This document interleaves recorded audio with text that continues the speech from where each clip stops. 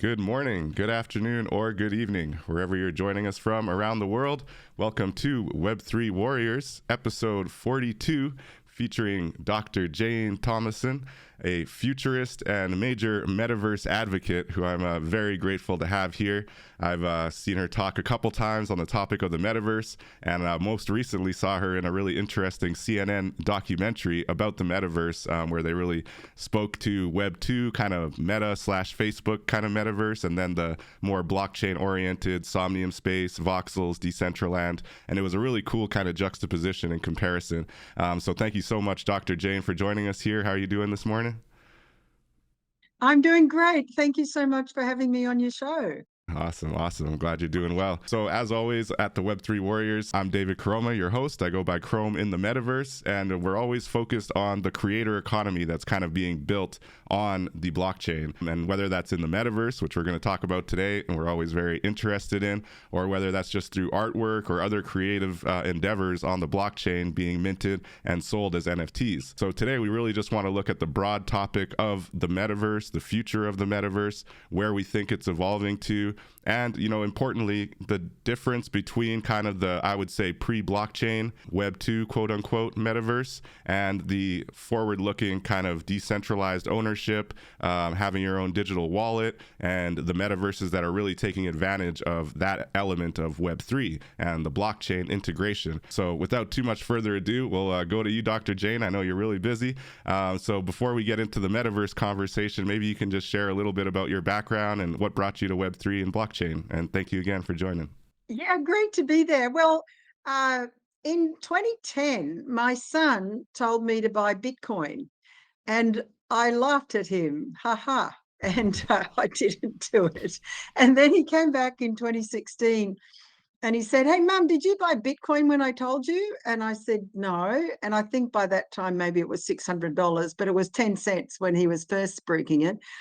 And he said, "Now listen, Mum, Bitcoin's built on blockchain and it's going to change everything. And you need to learn about blockchain."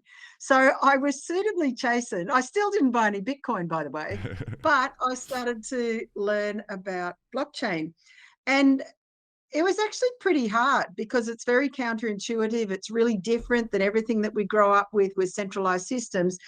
And it took me ages to really figure out why it was even relevant to me. But I had a kind of epiphany at some point where I suddenly, so my background's been in emerging economies in developing countries. And so I've seen what the poorest and most vulnerable people on the planet, what their lives are like, what they don't have, how they're not connected, and so forth. And then suddenly I kind of connected that world with this peer-to-peer, transparent, efficient way of transferring value. And I suddenly realized for humanitarian settings, for financial inclusion, for medical supply chains, for identity, for land registration, it suddenly just dawned on me how transformative this technology really could be. Nice. And I just decided it was my mission from then on to figure this out myself, because in 2017 no one was talking about social impact or transformation. It was just all ICOs and everyone was Yeah. having a token sale Yep. and That was the making ICO craze ridiculous for sure. amounts of money for nothing.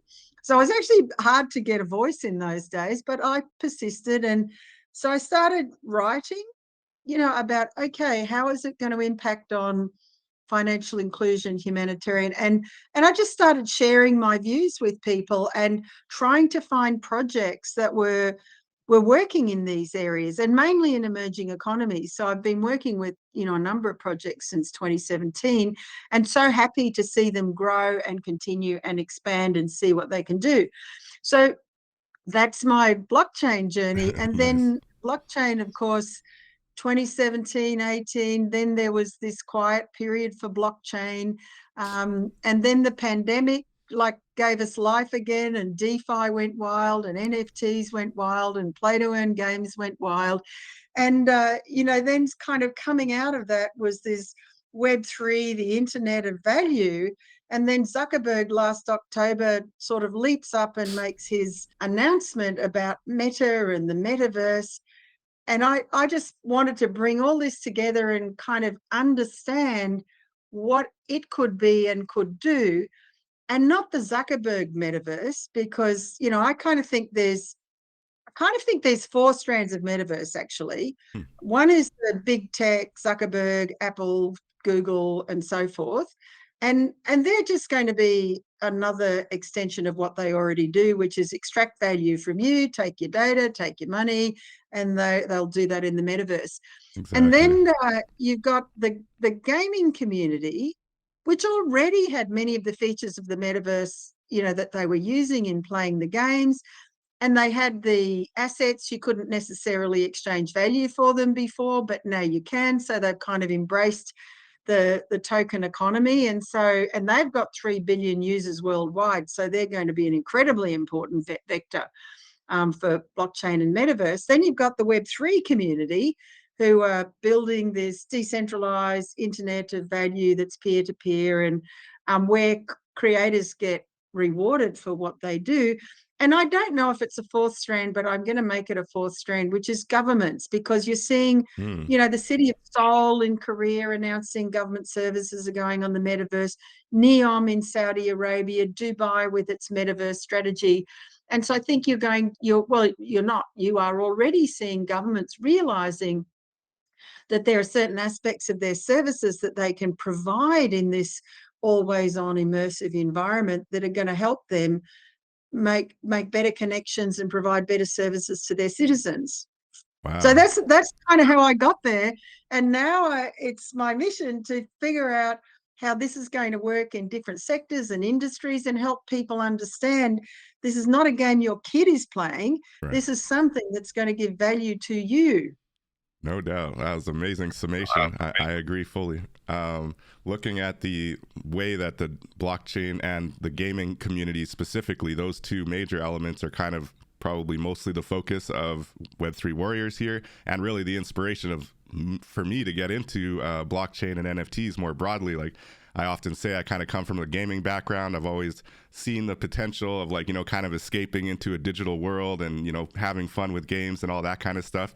And then when I realized that this is just adding a whole new layer of value to that world, it was just a no-brainer. And like you said, it should be a kind of natural connection for gamers. Unfortunately, I can tell you, as somebody who's in these gaming communities and like watching streamers and talking to people, there's a lot of fear, uncertainty, and doubt, as they call it in the space, the FUD.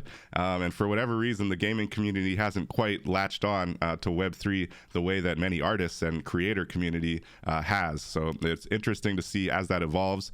There's a new project called the Unioverse. I don't know if you've heard of it yet, but it's got a few different, like, real heavy hitters from the gaming industry, people who like built GTA. I think some were on Fortnite. So like some really big hitters from the traditional gaming space, but they're very much trying to take a Web3 approach to it. So they're really just giving out their digital assets to start with so that they can build a really big community, and then like actually encourage the community to take part in building the space, building the game. Now, it's not a metaverse per se, it's not super open, but it will have metaverse qualities, right? Where you still have the ability to buy and sell and trade. So that's really exciting. And I love those four definitions. And government is definitely an interesting one. I think we're seeing some of that in Canada here as well. Obviously, Ethereum comes from Toronto, and there are some forward-thinking municipal people that are trying to look into how best to kind of work into the metaverse and use that for government, for sure. So more broadly, I guess you kind of touched on this already, but what has you kind of so passionately like advocating for the metaverse? You know, is there a bright future you see of accessibility, of, you know, economic opportunity? What's got you so passionately kind of pushing this, banging this drum?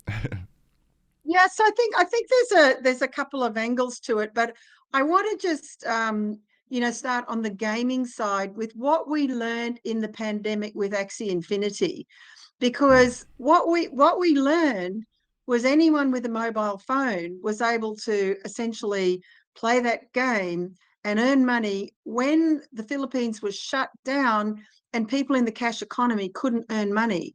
It gave them a way to do it. And while I know, and people will be very quick to tell me that the whole token economics in the end didn't work, Right. we learned that if you build it better, and if you really think about what you're trying to achieve with the game, that you're creating new economic opportunities for people in emerging economies. And I think that's super powerful. So that really, got me excited about that whole aspect of it.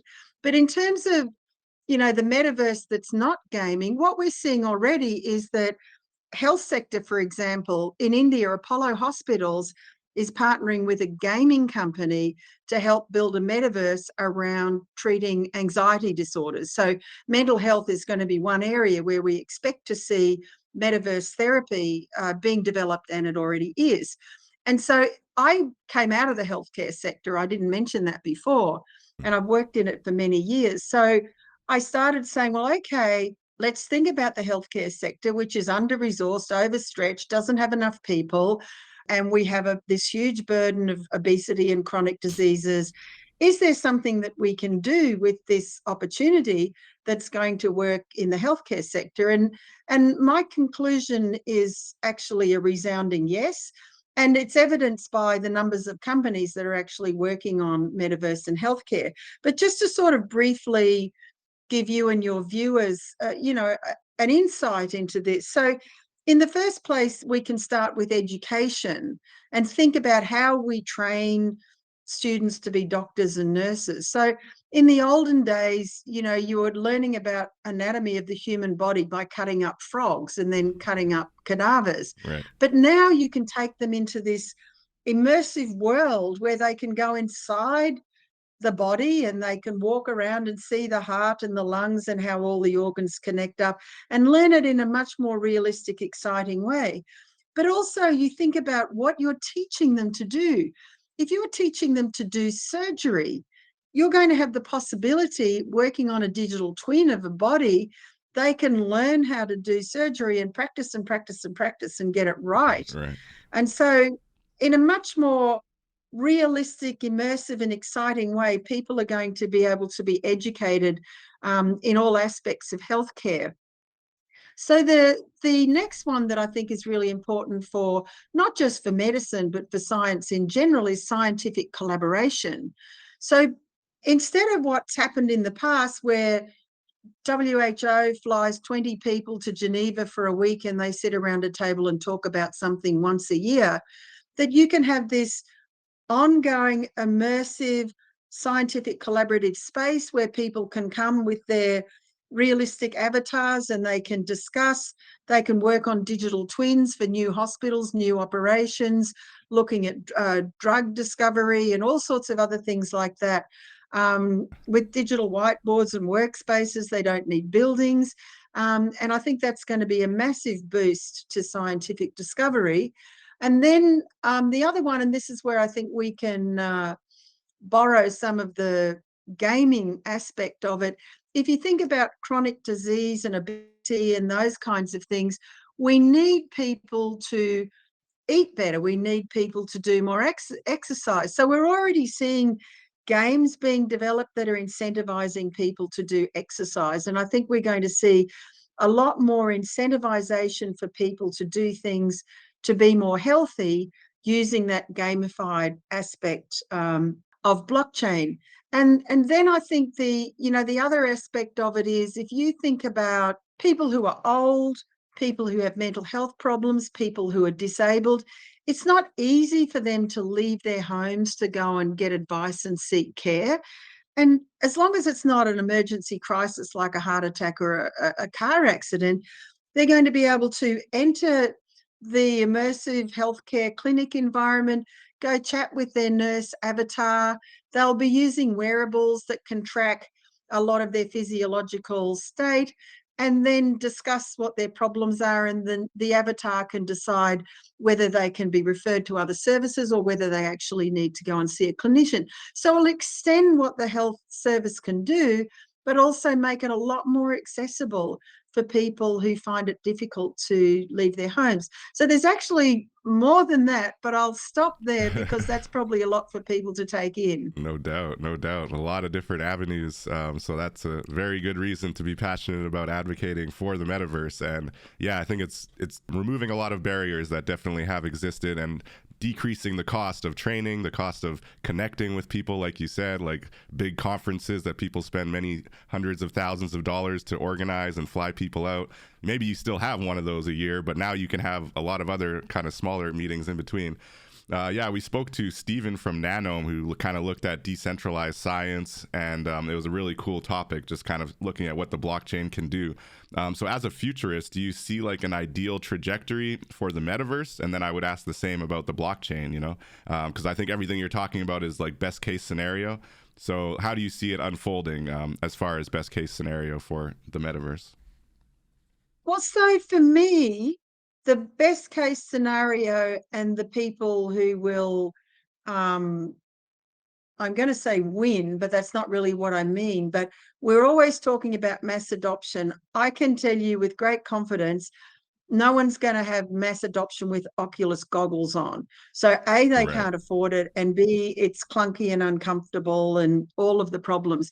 So I think the big breakthrough will be when people can invent that kind of immersive experience using a mobile phone, because that's when you're going to be able to reach so many people who could benefit from this. And I've actually had 2 conversations, you know, in the last week with universities from Pakistan who are working on exactly that, because they know people in countries like Pakistan are never going to be able to afford the expensive infrastructure that gamers use, for example. So the global access is going to be when someone figures out how to give that experience on a mobile phone, because 70% of the world's population now have access to mobile phones, and the penetration's growing all the time.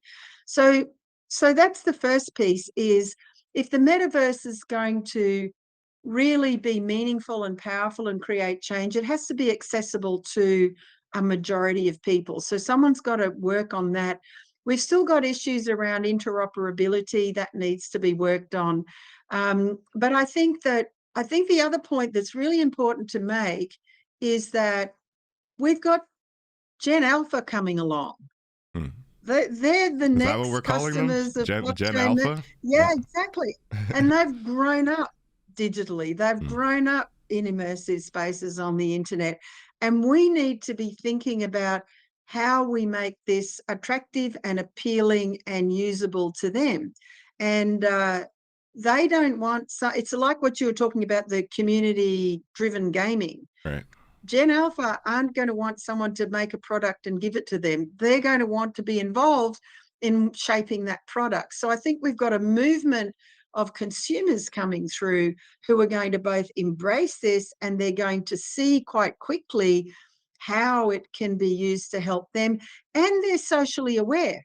So they're interested in climate change, they're interested in sustainability, and they're going to demand that. So I'm very optimistic that this new generation of consumers are going to be able to understand the technology and how it can be used and drive the change in the directions that they want to see. So people like my generation probably won't even ever get on the metaverse, or only 6 of us will, but it's the young ones coming through who are going to be the most important. And I think it's going to be an adjunct that enables them to make their worlds a better place. No doubt. So on the mobile point, do you think that augmented reality will actually surpass virtual reality then? Because that would be more of an augmented reality metaverse as opposed to VR, right? Look, I'm not a technical person, but based on what I've seen, and there's some really amazing things that are being done with augmented reality using mobile phones already. Mm-hmm. I think it'll be something like that. But, you know, as I said, we're used to innovation coming from the West and then diffusing, you know, to the South, if you like. I think what we're seeing now is there's so many great technologists in Asia and in Africa, and they're innovating and they're developing really interesting things. So I think we're going to see some major innovations that come out of those regions, but they're going to be solving problems on a scale that we tend not to think about. Awesome, awesome. So I don't have to ask, you're definitely on the very pro decentralization side of things, right? I think you're seeing the power of that, right? The power of that sovereign ownership, sovereign creativity, being able to say, hey, I built this. Do you like it? Here, like, support me, through peer-to-peer transactions, whether in the metaverse or on the blockchain. So yeah, it's really exciting. So on that point, when looking at, like you said earlier, whether it's Zuckerberg's metaverse or others that are a little bit more kind of the same, but just putting a new face on it, but still, mining your data, still taking, 40%, 50% of the revenue that you make from your sales of digital assets on that platform. And they'll say, oh, you get to keep 60%, such a good deal, Meanwhile, on the blockchain Web3 ones, you're keeping like 90% or 95% of the stuff that you sell. So how do you see that kind of friction maybe, evolving, as obviously Meta would love to just like define the metaverse for the whole world, whereas, places like maybe Somnium Space, Voxels is another one I'm a big fan of. For your point about accessibility, right? Voxels you can actually just open on your phone and jump into the metaverse, so it's super cool. But yeah, looking at that contrast, how do you see that evolving? And do you think it's just kind of to each their own, and Meta will do their thing, and those who see the value in Web3 will do their thing? Or do you think that there's going to be kind of like one to rule them all, or maybe not one to rule them all, but at least one ethos, like Web2 metaverses will just fall out of favor kind of thing? Well, look, I definitely don't think there'll be one to rule them all. I think there'll be like a whole Right. suite, but I hope we can get some interoperability so people can move amongst them. I mean, I want to take my avatar into all these places, so Right. I want to be able to do that. But I think, on the issue of Meta versus Web3, we need to be really cognizant of the fact that Facebook Meta has already got billions of users on their platform. Yeah. And it's most likely if Meta offers them something else that they can get without much difficulty, they're probably going to use it. They're probably not going to realize it could be decentralized. I could get better value. So I think there's a reality there that they've got that consumer market. And I think the challenge for the Web3 metaverses, I really think, gaming and Web3 need to get married. And we need to, think about the 3 billion gamers and That's what think I'm about how saying too. to Exactly. get them really excited about Web3 and convert them somehow. You said they're not necessarily getting it yet, but hopefully they will, because then you have a huge community of people who can start, they might discover it through gaming, but they might also be able to be a content creator, or they might find other ways that they can use this metaverse experience that's going to make their life better. So, I mean, that's a little bit Peter Panish, I know, but I just don't think it's going to be a clear pathway. I think there's going to be a lot of development. I can't say because I don't like what Meta are trying to do that they won't be successful. They quite well will be, because they've got all the customers. But I think if, like, Web3's just got to figure out how to build its community and how to build its following, and collaborate together, because I think we are stronger together. And I think if we can bring the Web3 community together and the metaverse community and the better parts of the blockchain community, and I say that very purposefully, then I think that, we've got a good opportunity, because it's an incredible technology. There's absolutely brilliant people working in it, many of whom are serious and building things that are going to last, and some of whom are really a bit shabby, and we're embarrassed of them. And we've seen that just this last week. But we have to Yeah. move on, because this is a new technology. We're going through growing pains, and I think there's enough people who are really serious and see the benefits of the decentralized future that we will overcome this, the events of the last week, and we're going to move on and get stronger. So the power is in the technology, right? We don't have to be too concerned about these centralized exchanges and their shenanigans. I was listening to a room earlier, just talking about, this is why we do not support, centralized exchanges as far as keeping your actual crypto on them. You can use them for the moment and make your sales and your trades, but yeah, they're a big asterisk. Unfortunately, FTX everybody thought was solid, and now here we are. But that's how it goes. So we've kind of talked on how important gaming is to the metaverse. Do you think that, looking at healthcare, looking at government, all of these different angles, I think you already hit on it when you're talking about the kind of gamification of people getting healthy, right? Like encouraging people to be healthy. So do you think that that game element is essentially required to kind of make your metaverse a success? Like, it seems like there almost has to be some type of sticky, like reason that's almost entertaining, if I not. think it depends. Yeah.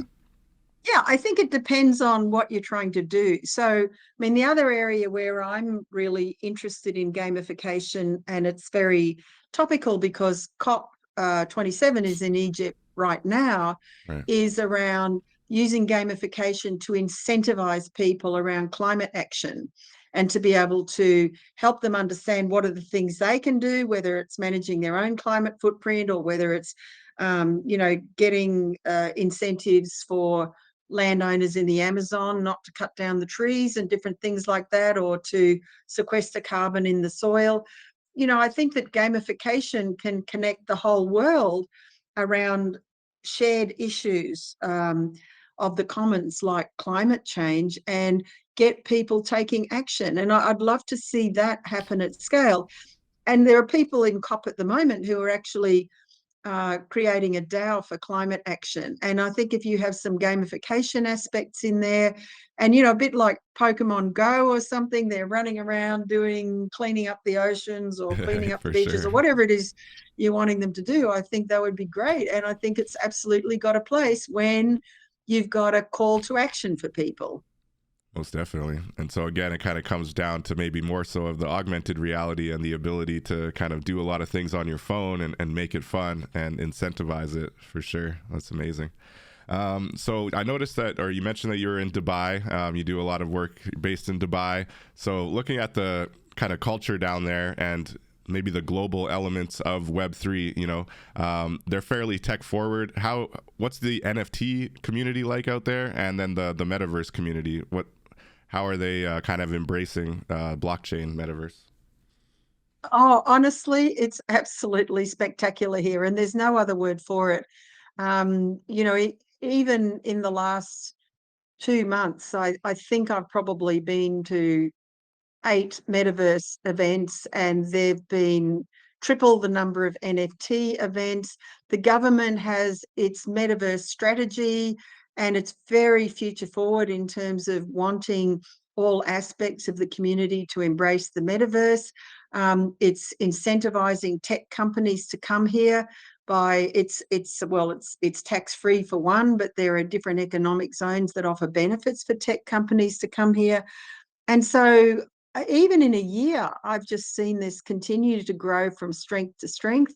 It's a very diverse community, which is exciting too, because you've got people from all around the world here. So you don't have that kind of monoculture thinking. People bring different thinking here, and it's absolutely vibrant and an incredibly exciting place to be.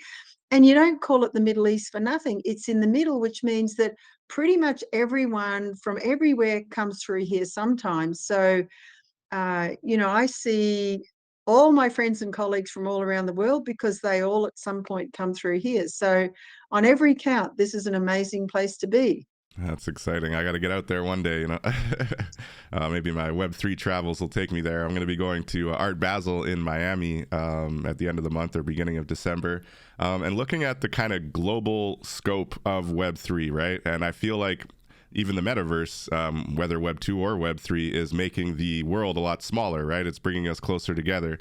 So how do you view kind of the global impacts of Web 3? And do you think it's, like I said, making the world smaller, and kind of bringing us closer together? And do you think that, some powers that be that obviously have concerns with the blockchain and maybe that kind of like breaking down of borders, how do you view that kind of from a futurist angle? Do you think that it's kind of a healthy evolution, and as the world gets smaller, economic opportunities expand and become more accessible for other corners of the globe that have been historically disadvantaged?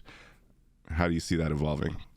Well, that's what I think is the promise of the technology, but we're in that kind of very uncomfortable shakedown period, if I could say, and FTX has not been helpful because it's going to bring the regulators down like a ton of bricks. But I still believe this this technology is going to be regulated, and it should be regulated. And the reason that I believe that is we don't want money laundering, terrorist financing, and people losing all of their savings. So there has to be some element of reasonableness in the community. And we've learned continuously since Mount Gox that we've got lots of bad actors who don't have any compunction in Apparently. stealing other people's money. So I think it's appropriate, but we need the kind of regulation that doesn't stifle innovation. So we need thoughtful partnerships with the regulators to think about how you protect consumers and stop money laundering and terrorist financing, but how you get those bigger picture benefits for people. But what I'm excited about, and you talked about decentralized science, is that all of the knowledge in the world is not held by centralized institutions. So people are building all around the world metaverse and blockchain and so forth. And what we need to do is also this kind of decentralized sourcing of knowledge and information so that we can be sharing what awesome things are being built in Nigeria right now, or in Cambodia, Vietnam, Canada, and bring them all together so we can share them so other people can use this knowledge and deploy it in their settings.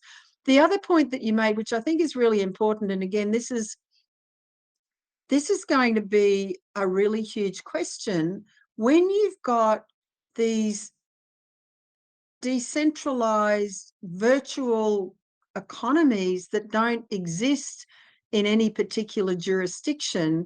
Then there are just so many challenges how to think about managing and regulating them, and kind of ensuring that people are protected when they belong to these different communities. And I don't know what the answer to that is, because our world, our governance is very much designed for an analog system. It's not designed for the virtual state, which, sure as eggs are eggs, we'll be having virtual states, and some people are already creating them. And then, Yeah. how that is all going to work, I don't have the answer to, but I know that it's going to be an issue that we're going to be contending with.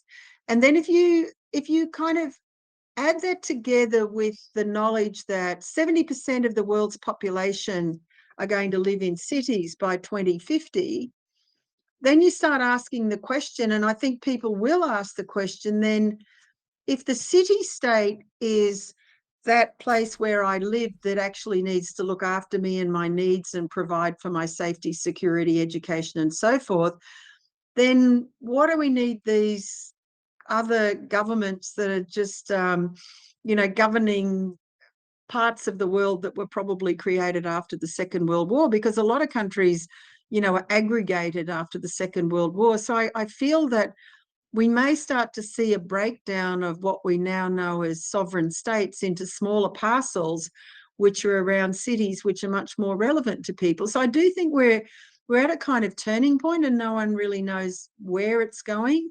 And most people don't even get that we're there. So it is going to be an interesting time.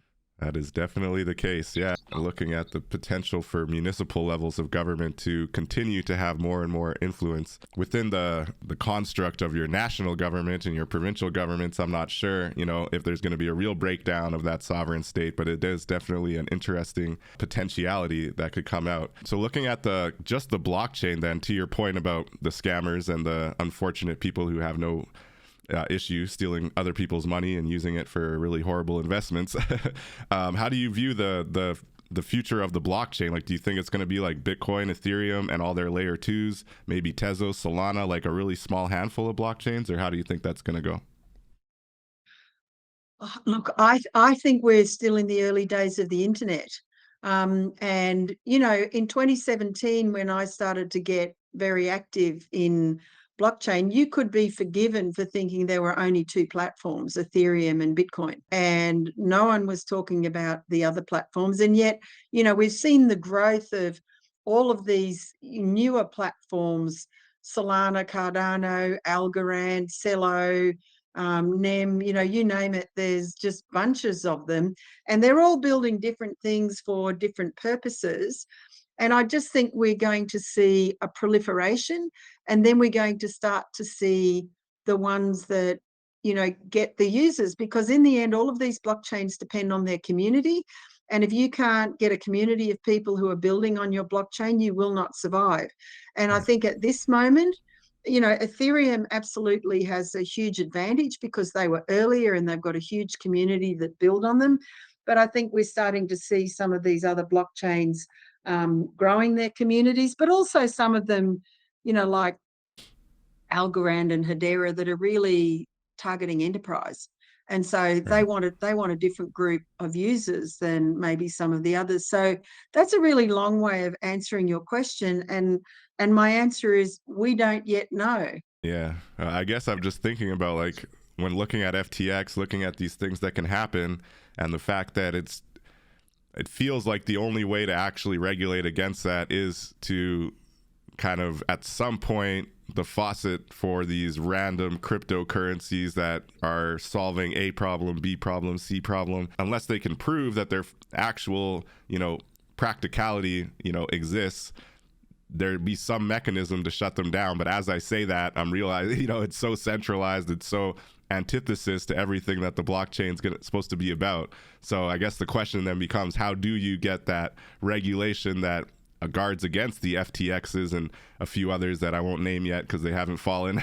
But it seems to me like that is an ongoing problem. But as long as Bitcoin, or not Bitcoin, but the blockchain more broadly, is kind of thriving and continuing to evolve, unfortunately, it's just kind of a necessary evil, honestly. That's what it seems like.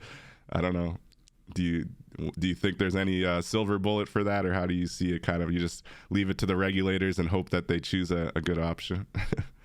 No, you absolutely don't leave it to the regulators. This needs to be a collaboration, and a friendly, constructive collaboration between industry and the regulators, because the regulators also, they're catching up with a lot of this stuff. But interestingly, and you may or may not know, right now at the G20, there's also the V20, which is the virtual asset service providers meeting at the G20, where people are coming together and trying to discuss what are the issues for the VASPs.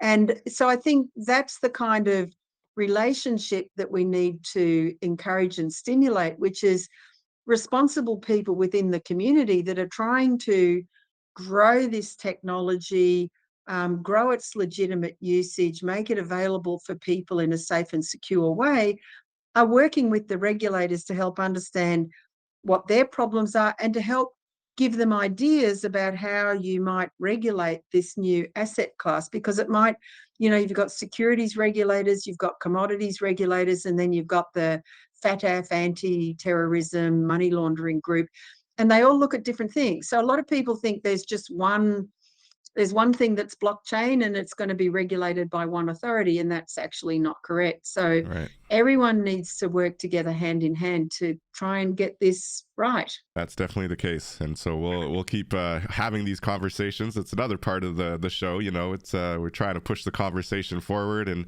identify maybe best case solutions, and hope that maybe some regulator somewhere is listening and gets into the right body of government. So looking at the tech for sustainability, and I know you've touched on this a little bit, but how do you see the kind of blockchain and the metaverse fitting into the overarching sustainability initiative? Like ESG is a huge element that corporations more and more are trying to embrace and show leadership on. And there's proof that it actually helps the bottom line. People want to know that your corporation is actually creating a more sustainable world, and looking at these factors, whether it's social sustainability, environmental, and even governance, right? So how do you see that fitting in with the metaverse and blockchain kind of conversation? Well, I think, again, just we'll stay in keeping with COP, because that's what's going on in Egypt. If you think about blockchain and climate action, and just by the way, I'm really happy to say that I've just developed a like a short course for the Sustainability City here in blockchain and climate action. So I'm feeling fresh on that topic. But, Nice. I think you've got all of the green finance and green tokens and green security offerings and so forth. So you've got that aspect of it. And then you've got the ability to be able to tokenize assets. So the tokenization of carbon credits, for example. You've got the peer-to-peer renewable energy exchange, like the Brooklyn microgrid. But if you take that down to people who are in villages in India, they can have a small solar panel and they can be selling small amounts of solar electricity to people to charge their phones or their lights and get micro payments for that. So there's that whole area of the renewable energy and grids and so forth. And then you have measurement, verification, and reporting, which is so critical in all aspects of sustainability, but in climate in particular, both the movement of climate finance, the measurement of carbon footprint, the verification of carbon credits and so forth. It's critical, and all of that can be enabled and secured and verified on the blockchain. And then finally, all of that I spoke about, the gamification, the DAOs for climate action, incentivizing people to take actions that will improve. In this case, I'm talking about climate, but you could be talking about any other aspect of sustainability. So, my answer to you is it's really, really relevant. Most people don't understand it.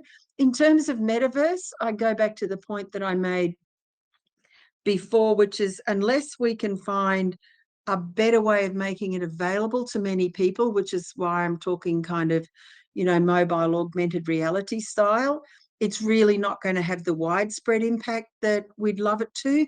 But in terms of helping people understand sustainability problems, if you can just take them through the metaverse to the Amazon or to where corals are being depleted in the oceans, or where desertification's taking place, or communities are being forced to move because of lack of water, then you're going to be able to educate and inspire people to take this seriously. So, I think there's lots of opportunities. And, we hope that they're things that are going to be realised with the incredible support of the tech community, who are coming up with these brilliant innovations and building the future. No doubt, no doubt. Yeah, I like what you're saying as far as that accountability and tracking. And I think that's one of the most obvious kind of low-hanging fruit like use cases to further sustainability by using blockchain. And it doesn't even have to be necessarily crypto, right? Even just the distributed ledger technology helps you kind of manage that side of things. And looking at governance as well, do you think that there's a role to play for governments to actually embrace blockchain, or even just distributed ledger technology, to kind of look at government funds and add that layer of kind of transparency and accountability, especially in corners where there is more rampant corruption? Obviously, those will probably be the last people to embrace it, but I feel like that's a real solution for them. But even if you take a step back from government and just think about things like humanitarian settings, so 80% of humanitarian support is either money or logistics to people, and blockchain is going to enable the tracking and veracity of the supply chains and the direct transfer of money to people in need. And that's particularly critical in a crisis situation. And we saw that in Afghanistan when everyone was trying to flee the country. The crypto community actually mobilized and made direct transfers to people who were trying to get tickets to get out of the country, or to people to buy food and blankets and so forth, because winter was coming on. So it enables that. And the other thing which is important is, if you think about, again, remittances and humanitarian transfers, when you go through the bank or you go through Western Union, it takes 2 or 3 days, and they'll take anything from sort of 6 to 30%.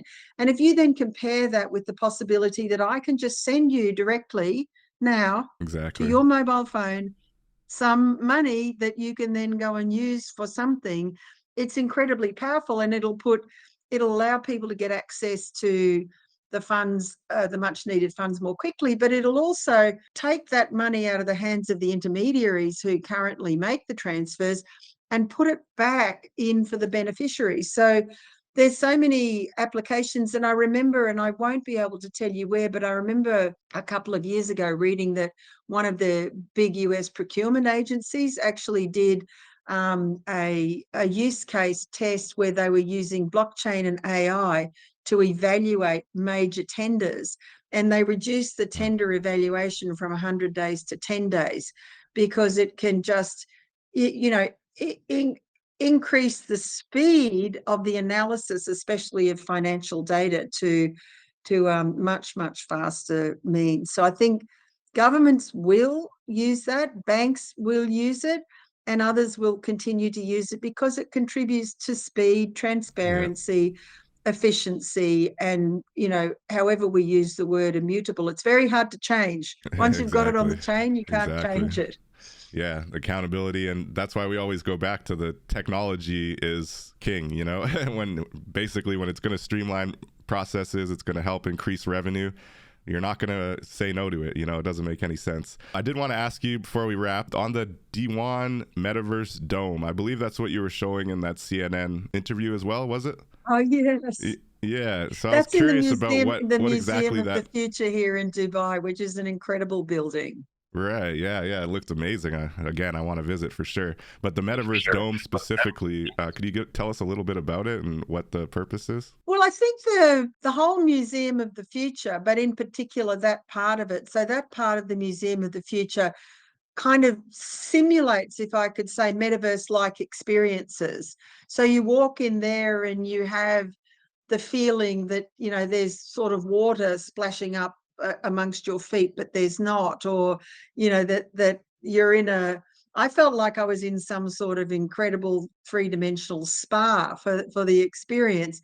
And so it just gives you an immersive metaverse-like experience through the different technologies and areas of that dome. And anyone who comes to Dubai, come to the Museum of the Future, but it's pretty booked out. So you need to book your tickets in advance You got to and talk to Dr. definitely Jane. go She'll into hook you up. that area. Yeah, it's really not confronting's the wrong word, but it sort of challenges your sensory experience in a very interesting, but in the end, a very positive way. Nice, nice. And you foresee a future where that's used for like meditation and kind of healthcare elements, and maybe Oh just yeah, in yeah. fact, I went. There's a metaverse company here called Vault Hill. The founder's a guy called Jimmy Dado, and they've collaborated with an NFT digital artist, Amrita Sethi. And when you go into their metaverse, Amrita's created this incredible kind of metaverse dome zone that you go into, and Nice. it's all about kind of relaxation. And when you go in there, like, you literally don't want to leave. It's amazing. So I'm sure we're going to see many more of those kinds of experiences. That's very cool. Yeah, no, it's exciting. I love just brainstorming and thinking about what the future holds. So I'm glad we were able to pick your brain, Dr. Jane. Before we wrap, I just wanted to ask, what do you say to those people who are kind of scared of the digitization of everything, right? I think there's an element, and yeah, in some cases it's might be age situation, might be just comfortable, your level of comfort with the technology, but from a philosophical perspective, right, from kind of a we want to be in nature, touching real grass, and having a real I guess physical connection to the world, and then this metaverse is coming in and kind of saying, hey, you don't have to go anywhere, you can just get there through the comfort of your house. And as that continues to evolve and continues to become an easy option for people, are there concerns around not getting enough nature, or concerns around just the overall idea that it's normal to just go and do everything digitally and not, IRL? What do you say to those who are kind of scared of that? I'm seeing some of this as I love to look at videos and read different perspectives from across the tech space. There are people who consider themselves tech advocates who don't like the kind of metaverse trajectory and even maybe the blockchain trajectory as well. So what do you say to those people, and what are your thoughts on some of those concerns? So we already know that there are mental and physical health consequences of doing nothing but gaming, 365 days a year, or, so people who are in these worlds who overuse them, to their detriment. This is something we need to be aware of and expect in this new world, and try and manage and mitigate against it. But almost, people are prone to excess, but I don't think that's most people are prone to excess. Some people are, and we need to to try and think about ways to manage that. But I think we're going to live our lives between the virtual and the physical worlds. And if you just love going out into the forests and into the grass, you will, because the sensory experience you get from the real grass is going to be different than what you get in the metaverse. So I think it's going to be a matter of choices, but you'll probably find yourself going to do things that you find pleasurable in the metaverse, maybe going to a concert, or maybe getting some services that you need because it's easier to do that than to go and drive half an hour down to your local GP and wait another half an hour in his waiting room before he sees you. Yeah. And then you get sent to the pharmacy and everywhere else. So, I think we've got to manage it. And I think it's going to be easier for younger generations coming up to understand and manage it. And for the older generations, I just say, don't close your minds. Just learn about it. Try and understand. Talk to your children about it, because they're going to be able to educate you probably better than you can get education anywhere else. And understand that the world of the past is not the world of the future, and we need to embrace that future and try and make it as safe and attractive and inclusive as we can. That's amazing. That's amazing. And how important do you think those buzzwords, mass adoption, really are? Like, do we have to hit some critical honestly, mass? I think mass adoption makes me want to vomit. And I have to say that, because mass adoption, like, just don't be ridiculous. Right. And so I think, there's never going to be this world where every single person on the planet has adopted public decentralized blockchains. No, that's not going to happen. Yeah. But what we want is widespread adoption of the technology in a way that's going to give people more of what they want and what they need. So I just think that's a word I'd like out of our vocabulary, because I think it's silly. Yes. But I think what we want is to build that, widespread adoption so people can benefit from the affordances of blockchain and decentralization. Right. So make the knowledge of the tech widespread. Whether or not you get mass adoption is really irrelevant, right? It's just a matter of continuing to show the power of the technology and those who need it. Like you were just mentioning with Western Union, my father sends money to Sierra Leone and West Africa fairly often, and I've been trying to tell him, like, just use Cello or use Bitcoin, the Lightning Network or whatever. Anything is better than Western Union, so we're still kind of checking that out and doing the research, but hopefully soon we'll make that change. But it's just a perfect example, right, of like, I'm here advocating for Web3 and my dad's still using Western Union to send money out. So, it's unfortunately the way things are going. Awesome. Yeah, well, that's funny. Yeah, so that's cool. I think that's all the questions I had. Do you have anything else you want to add before we wrap up here? I really appreciate your time, and I'm grateful for also connecting me with a couple other interesting people in the space. So thank you for that, and I really look forward to continuing to see how this metaverse advocacy grows and how the space continues to evolve. But do you have anything to add? No, it's such a pleasure. I love being on your podcast, and I love the way you think about things. And thanks for everyone for listening and having me on. Awesome. Thank you so much, Dr. Jane. With that, we will be back next Saturday. And thank you so much. And until next time, we will catch you in the metaverse. Peace out.